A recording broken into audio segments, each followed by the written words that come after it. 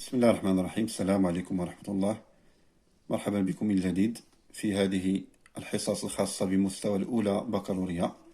في هذه الحصة سنستمر في درس الكيمياء، وهو درس جروبمون لي جروب كاركتيرستيك، المجموعات المميزة، ونمر إلى مجموعة عضوية أخرى. إذا بعد أن رأينا الألكانات، الألكينات، رأينا الكحولات، الأحماض ليزاسيل كاربوكسيليك، سنرى الآن مجموعة جديدة وهي ليزالديهيد، مجموعة الألديهيدات. مجموعة الألديهيدات هي مجموعة تحتوي على المجموعة المميزة COH، يعني فيها مجموعة COOH. الاختلاف بينها وبين الأحماض الكربوكسيلية أن COOH الأحماض الكربوكسيلية ليزاسيل كاربوكسيليك، أنا عوض OH عندي بلاصتها H. الكتابة المختصرة هي CHO. إذا لا نكتب COH، إذا مثلا COH هذه الكتابة لا نكتبها لأن غادي يوقع لنا خلط مع الكحولات، مع مجموعة الكحولات ليزالكول. إذا تنكتبوا اختصارا CH. لا فورميل جينيرال دي زالديهيد، إذا الصيغة العامة للألديهيدات تكتب على الشكل الآتي، حيث نأخذ هنا يكون لدي إما هيدروجين أو ذرة أو جذر ألكيلي. إذا لدينا هنا الصيغة العامة هي RCOH. اختصارا نكتب RCHO، هذا هو الاختصار. حيث R هو جذر ألكيلي، يعني هو جذر ألكيلي أن يكتب على شكل CnH2n plus 1، يعني ان راديكال ألكيل. إذا ديال كتابة أخرى للصيغة العامة. وأيضا R ممكن يكون بين قوسين R peut-être، يعني يمكن أن يكون ان هيدروجين. إذا ممكن يكون هيدروجين أو يكون ذرة كربون. إذا كان ذرة كربون فهو عبارة عن سلسلة كربونية، يعني كربون واحد فأكثر، إذا يكون سلسلة كربونية اللي هي جذر الكيلي. بصفة عامة نكتب RCOH. داكوغ، هذه هي مجموعة ليزالديهيد. نرى التسمية الآن. بالنسبة للتسمية ديال الألديهيدات، لو نون دان aldehyde est établi comme celui des alcanes correspondant en remplaçant le E par le suffixe al. يعني نقوم بتسمية مثلا هذا المركب، نقوم بتسميته كأننا نسمي ألكان، كأننا ما عندناش هاد COH، عندنا فقط ألكان. عندنا 3 كربونات، مثلا هنا 3 كربونات. الألكان الموافق ل3 كربونات هو البروبان. إذا تنحيد أو،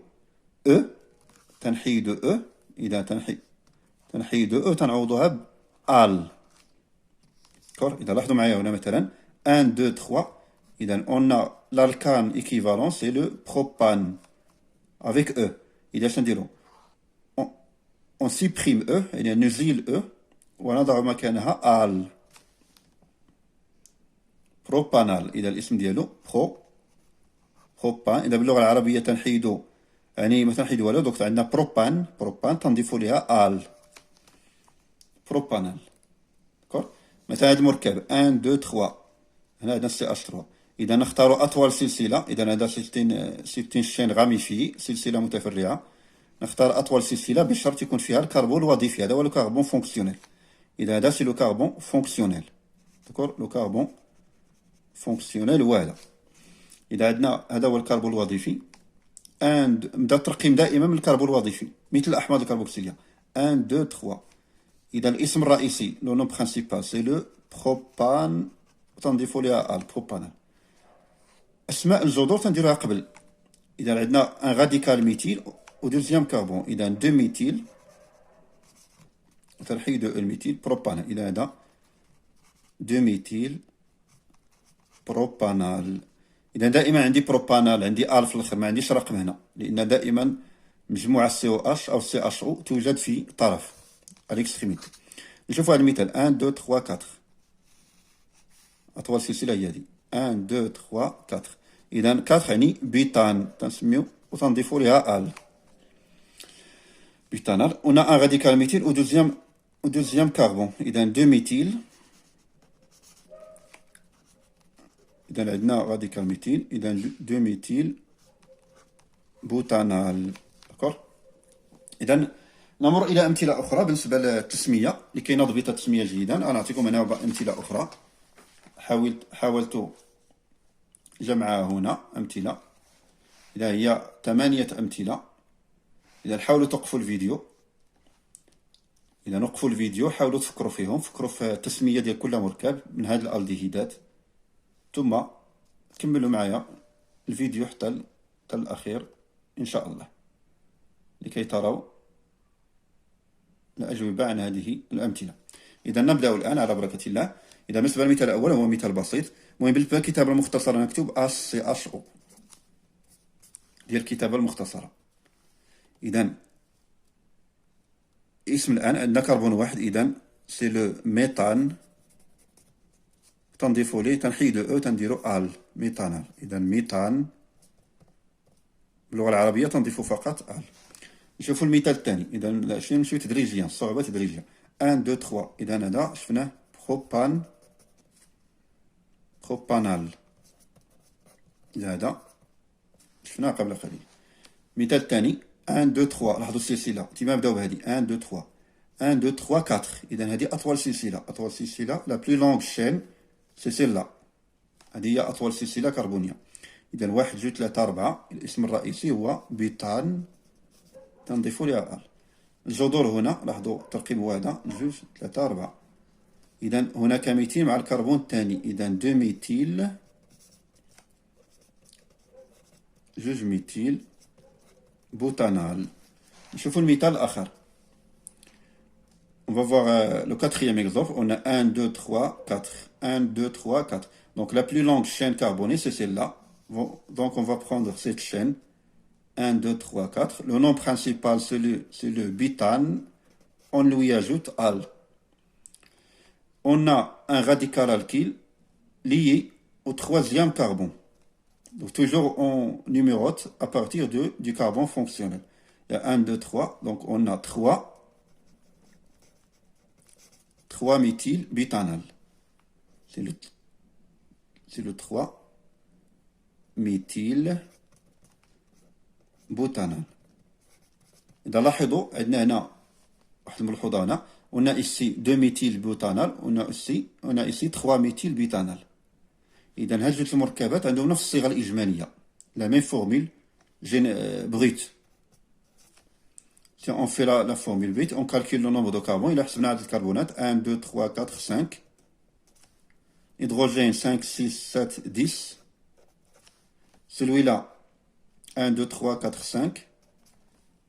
هيدروجينات 3 4 6 7 10. إذا لاحظوا سي لا ميم فورمول بروت، ولكن تيختلفوا في لا بوزيسيون دي ميثيل. لاحظوا هنا 2 ميثيل، هنا 3 ميثيل، هنا ميثيل في الكربون الثاني، هنا ميثيل في الكربون الثالث. إذا هاد جوج تيتسماو سون دي زيزومير، وبالضبط تنقولوا ايزومير دو بوزيسيون. تيختلفوا في لا بوزيسيون ديال سي اش 3. أيضا تيتسماو ايزومير دو شين، ايزومير دو شين. داكور، دونك ايزومير دو بوزيسيون. إذا نشوفوا الآن مثال آخر. un autre exemple 1 2 3 4. 1 2 3 4 5. فوالا هذه الطويلة. إذا on a 1 2 3 4 5.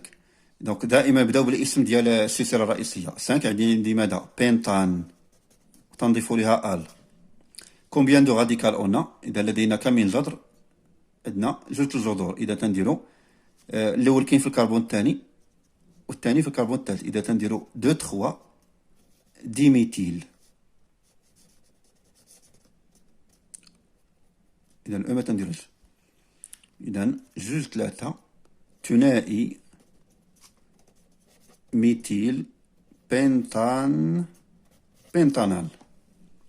شوفوا المثال الآخر 1 2 3 4 5 6. 1 2 3 4 5 6. إذا هادو كلهم بحال تنختاروا الأفقية. on choisit la chaîne horizontale. Donc si on prend la chaîne horizontale, on a 1 2 3 4 5 6. Donc 6 عندنا hexane. On lui ajoute al, le suffixe al. Puis on a deux radicales. On a le méthyle lié au troisième carbone et l'éthyle qui est relié au quatrième carbone. Et voilà le premier, le deuxième, le cinquième, le sixième. Donc, on commence par quoi? On commence par l'éthyle parce qu'il est le premier dans l'ordre alphabétique. إذن في الترتيب ديال الحروف الفرنسية عندنا إيتيل سابق ميتيل، إذا تنبداو بالإيتيل، إذا تنديرو 4 إيتيل وتنتبعوها 3 ميتيل. إذا دائما عقلوا على هذه القاعدة ديال الترتيب. إذا عندي 4 إيتيل ثم 3 ميتيل هيكسانال. نشوفوا مثال آخر ما قبل الأخير.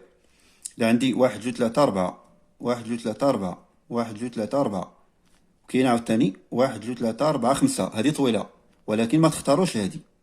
إذا هذه لا نختار هذه السلسلة. لماذا؟ لأنها لا تحتوي على الكربون الوظيفي. إذا تختار دائما سلسلة انطلاقا من الكربون الوظيفي. 1 2 3 4. إذا كلهم فيهم 4. إذا نختاروا الأفقية اللي فيها 4 ونبداو الترقيم ديال الكربونات 2 3 4. 4 يعني عندي بيتانال. إذا الاسم الرئيسي هو بوتانال. نشوفوا أسماء الجذور. عندي ميتيل ثنائي ميتيل وعندي إيتيل. إذا غادي نبدا دائما بالإيتيل واخا ديميتي راه بادية بالدي، ولكن تنشوفوا حنا تنشوفوا لو راديكال ميتيل. إذا كاينة إيتيل وكاينة ديميتيل ولكن تنشوفوا ميتيل. إذا أو سابقة إم. إذا غنشوفوا دابا أو 2. إذا 2 إيتيل ثم 3. إذا فين جاو هاد الميتيلات كلهم في الكربون الثالث. إذا 3 تنديرو ديميتيل. واضح؟ إذا باللغة العربية 2 إيتيل 2 إيتيل 3 ثنائي ميتيل بوتانال. نشوفوا المثال الأخير. إذا 1 2 3 4 5 1 2 3 4 5 1 2 3 4 عندي 1 2 3 4 5 6. إذا قلنا ما نختاروش هذه، ما غاديش نختاروا هذه لأنها ما تحتويش على الكربون الوظيفي. غنختاروا هذه اللي فيها 5 أفقية. إذا كانوا بحال أفقيين مثلا هذه فيها 5 وهذه فيها 5 نختاروا أفقية أفضل. إذا 1 2 3 4 5. إذا 5 يعني عندي بنتانال باسكو سي تانالديهيد. إذا الألديهيد ديما خصنا نختمو بأل. نشوفوا الجذور. عندي 1 2 3 4 4 الميتيلات. إذا تيتخا 4 تنقولوا تيتخا ميتيل. وعندي إيتيل غادي نبدا دائما بالإيتيل. 2 إيتيل فين جاو هادو؟ جاو في 2 في 3 في الكربون الثالث و2 في الكربون الرابع. إذا غنديرو 3 4 داكور 3 4 يعني الأول في 3 الثاني في 3 الرابع أو الثالث في الكربون الرابع والرابع أيضا مرتبط مع الكربون الرابع. وتنديرو هنا تيتخا ميتيل بنتانال. إذا باللغة العربية 2 إيتيل. إذا حاولت نعطيكم أمثلة متعددة تضم جميع الحالات الممكنة باش نضبطوها. هنا باللغة العربية تنقولوا رباعي ميتيل بنتانال. فوالا. إذا هادو هما طريقة تسمية الألديهيد. إذا الألديهيدات تحتوي على لو غروبمون فونكسيوني. إذا هاد لو غروبمون فونكسيوني تيتسمى لو غروبمون. إلا قال لكم ما هو اسم هاد المجموعة أو هاد المجموعة المميزة تسميوها ألديهيد باللغة العربية ألديهيد. إذا هذا هو ما يخص الألديهيد. إذا رأينا مجموعة الألديهيدات إن شاء الله حصة قادمة سنرى مجموعة السيتونات. نفس الشيء سنرى التسمية والتعريف التعريف والتسمية. ثم بعد ذلك بقيت لنا مجموعة أخرى أخيرة وهي ليزامين مجموعة الأمينات. نفس الشيء التعريف والتسمية. إذا هذا ما يخص هذه الحصة. نشكركم على الانتباه. السلام عليكم ورحمة الله وبركاته.